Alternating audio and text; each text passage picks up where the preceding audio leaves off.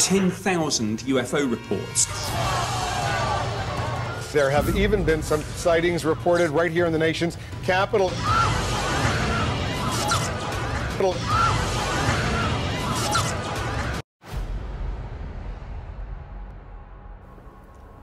By now, it is a date that every American remembers.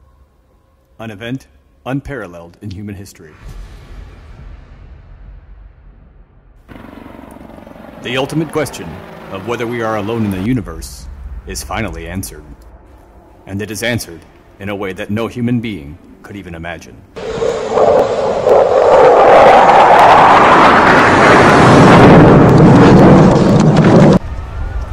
The initial response: shock, terror, fear. 11 million aliens now calling Earth their home. Spread out over 15 countries, makeshift refugee camps begin to spring up outside of cities all over the world. The United Nations Refugee Agency have just officially announced the opening of the first refugee camp. Initially, the aliens are kept separate and quarantined, out of fear and out of the unknown. Over time, two issues become immediately clear. The first is that the aliens pose no risk or threat to humankind. The second is that for the immediate long term, the aliens are here to stay.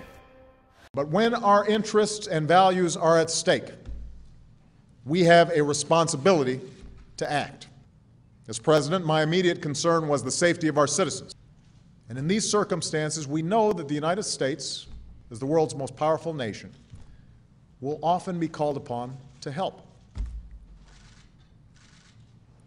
In such cases, we should not be afraid to act. These may not be America's problems alone, but they are important to us. They're problems worth solving. After much debate and soul-searching, the United States are one of the first nations to implement policy dealing with the new arrivals.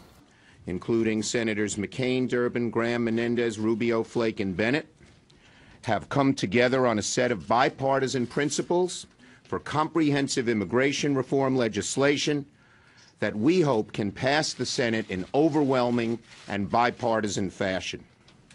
We still have a long way to go. But this bipartisan blueprint is a major breakthrough. The goal of passage out of the Senate by late spring or summer. Senator Durbin Using the pretext of immigration legislation, the United States is one of the first countries to begin assimilation of the newly arrived aliens. He strongly supports this effort. We have to deal with the 11 million individuals who are here. This morning, Secretary Napolitano announced new actions my administration will take to mend our nation's policy. They pledge allegiance to our flag. They are Americans in their heart, in their minds, in every single way but one, on paper. In the end, 5 states, including our own Indiana, agreed to long-term commitments of large numbers of aliens for relocation and settlement. The American people are looking for men and women who are committed to those timeless American principles. And also with an unapologetic commitment to traditional moral values. That combination of American ideals put into practice, not just talked about, was the prescription then. I'll be honest with you, I believe it's still the prescription today. The question now for Hoosiers is not a matter of where or when, but how. How will the aliens be integrated? How will they be assimilated? How will they fit in?